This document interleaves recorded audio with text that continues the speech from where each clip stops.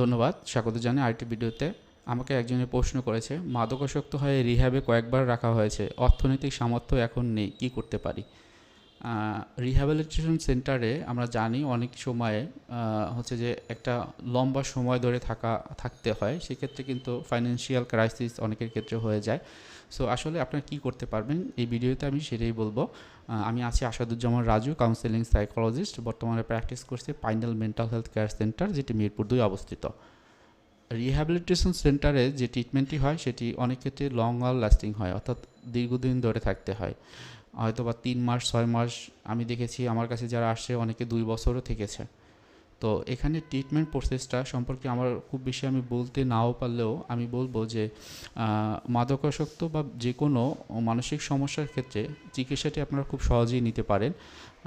অনেক ক্ষেত্রে অনেকে মনে করে যে মানসিক সমস্যা, আমরা তো জানি যে মাদকাসক্ত এটাও কিন্তু একটা মানসিক সমস্যা হিসেবে ধরা হয়। সো শুধুমাত্র মাদকাসক্ত না, বিভিন্ন রকমের যে মানসিক যে সমস্যাগুলো সেগুলো সঠিক এবং সুন্দরভাবে ট্রিটমেন্টটি চালিয়ে যাওয়া সম্ভব। যদি আপনারা ঢাকাতে থাকেন সেক্ষেত্রে আপনারা বিভিন্ন রকমের মেডিকেল কলেজগুলো রয়েছে, সেখান থেকে আপনি হচ্ছে যে খুব ভালোভাবে, খুব বেশি ফাইন্যান্সিয়ালিও আপনার অনেক খরচ হবে না, আপনারা সেখান থেকে ট্রিটমেন্ট নিতে পারেন। যেমন আপনি যদি ঢাকা মেডিকেল কলেজে যান সেখানে, অথবা হচ্ছে যে মিডফোর্ড হসপিটালে, যেখানে আমি যতটুকু জানি এখানে মানে ইনডোর ক্যাপাসিটি রয়েছে, আপনারা অ্যাডমিট হতে পারেন।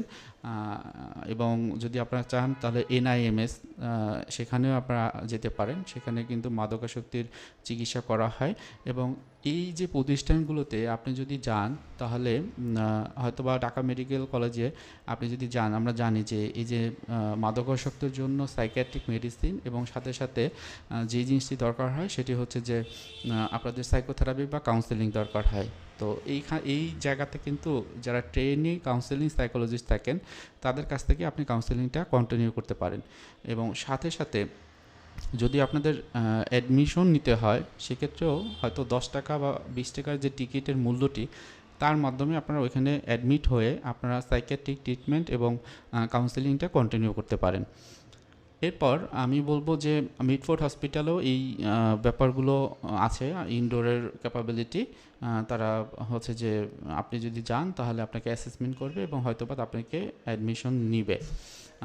এছাড়া এনআইএমএসের কথা বলেছে যে যেখানে হচ্ছে যে খুব ভালো ট্রিটমেন্ট হয়, কারণ আমি একটা সময় প্লেসমেন্ট আমার ওখানে ছিল, আমার ঢাকা মেডিকেলে ছিল। সো আমার কাছে মনে হয়েছে ঢাকা মেডিকেল কলেজটা ভালো হতে পারে আপনাদের যদি এখানে ভর্তি করায়।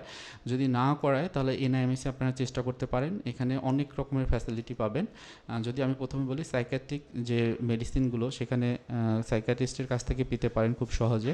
দ্বিতীয়ত, এখানে যদি আপনার কাউন্সেলিং দরকার হয় সেটি যে ধরনের কাউন্সেলিং হোক না কেন, ইন্ডিভিজুয়াল কাউন্সেলিং, ফ্যামিলি কাউন্সেলিং অথবা কাপল কাউন্সেলিং আপনারা পেয়ে যাবেন। এবং সাথে সাথে এখানে আমি একটা জিনিস দেখেছি যে এখানে গ্রুপ কাউন্সেলিংটা করানো হয়, যেটি আমি ঢাকা মেডিকেলে বা মিডফোর্ড হসপিটালে দেখিনি।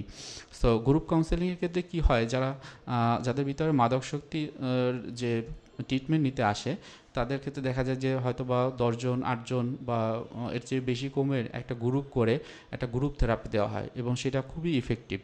তো বাংলাদেশে এই গ্রুপ থেরাপির যে অবস্থানটায় আমি বলবো যে এনআইএমএসে খুব ভালো কাজ করে। সো এখানে আপনারা চেষ্টা করতে পারেন। এগুলো হলো যে আপনার ফাইন্যান্সিয়ালি মোটামুটি খুব বেশি খরচ আপনার হবে না, হয়তো বা আপনার সাথে কেউ থাকতে হবে যদি ঢাকা মেডিকেলে আপনি থাকেন। মিডফোর্ড হসপিটালে আমি যখন ছিলাম তখন মেয়েদেরকে অ্যাডমিশন নিত ওই সময়, ওই পিরিয়ডটায়। তো আপনারা জেনে রাখতে পারেন যদি ছেলে হয় সেক্ষেত্রে তারা অ্যাডমিশন নেয় কিনা। এছাড়াও এনআইএমএসে হচ্ছে যে খুবই সহজ, এখানে হয়তো বা আপনার গার্ডিয়ান বা কাছের কেউকে দরকার হয় না। হ্যাঁ, তারপর আপনারা এটা জেনে নেবেন। এখন আসেন, এগুলো হলো সরকারি প্রতিষ্ঠান। এখন যদি বেসরকারি প্রতিষ্ঠানে যেতে চান সেক্ষেত্রে মানে খুব ভালো একটা ট্রিটমেন্ট পেতে পারেন। কীরকম, যে হয়তোবা আপনি একজন সাইকিয়াট্রিস্টের আন্ডারে, সে যেখানে বলবে সেই হসপিটালে আপনি অ্যাডমিশন নিলেন।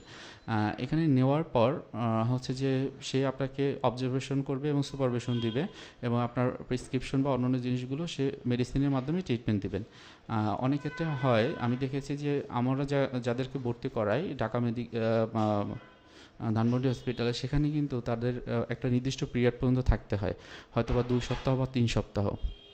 এরপর হয়তোবা যখন তার ইনসাইটটা মোটামুটি ভালো কাজ করে তখন কাউন্সেলিং সাইকোলজিস্টের দ্বারা তাদেরকে কাউন্সেলিং করানো হয় এবং তখন ওই ইনসাইটের জায়গা আরও বেশি গ্রো হয়। সো আপনি যদি ওখানে থাকেন মোটামুটি খুব বেশি খরচ হয় না, হয়তোবা পার ডে ওয়ার্ডে থাকলে এরকমও আছে 1600 থেকে আপনার অবস্থা আপনার যতটুকু সামর্থ্য হয় আপনি 4000 5000 টাকা প্রতিদিনে থাকতে পারবেন। আলাদা আলাদা কেবিনের ব্যবস্থা রয়েছে এবং আপনার অন্যান্য বেশ কিছু মেডিকেল আছে যেমন SIBL হসপিটাল রয়েছে, সেখানে থাকতে পারেন। তবে অবশ্যই আপনাদের একজন সাইকিয়াট্রিস্টের আন্ডারে থাকতে হবে এবং সে যখন বুঝবে যে আপনার এখন কাউন্সেলিং নেওয়ার সময় তখন সে কাউন্সেলিংয়ে আপনাকে রেফার করবে। এবং এই জায়গাতে ভর্তি হলে যেটি হবে যে আপনি মোটামুটি খুব বেশি খরচ না, মিডিয়াম লেভেলে একটা খরচ দিয়ে হয়তো 15 বা 20 দিন থাকলে আপনি একটা স্ট্রাকচারে চলে আসবেন, একটা সার্কেলে চলে আসবেন, আপনার ঘুম, আপনার মোটিভেশন এটা খুব ভালো কাজ করবে। তো ওই ক্ষেত্রে অনেক সময় হলো কাউন্সেলিংয়ের দরকার হয়, যেটি হলো যে এখান থেকে পাওয়া সম্ভব। সাইকিয়াট্রিক মেডিসিন সাথে সাথে কাউন্সেলিংয়ের ব্যাপারটি সম্পূর্ণটাই এখানে খুব সহজে পাওয়া যায়।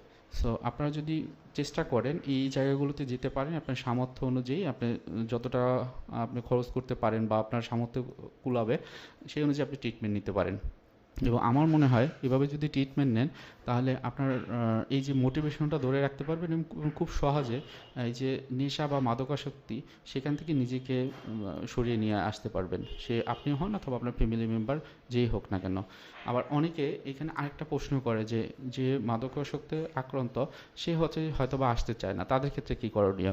তাদের ক্ষেত্রে বলবো যে আপনারা যদি প্রথমে হলো যে একজন সাইকিয়াট্রিস্টের কাছে আসবেন, সে ইনিশিয়াল অ্যাসেসমেন্ট করবে।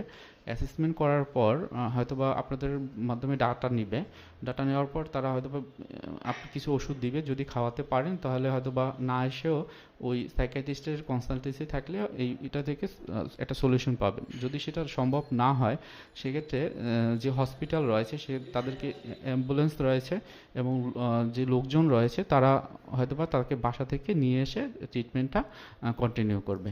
সো খুবই সহজ এই ট্রিটমেন্টটি হতে পারে আপনারা যদি ইনিশিয়েটিভ নেন। সবাই ভালো থাকবেন, সুস্থ থাকবেন, আল্লাহ হাফেজ।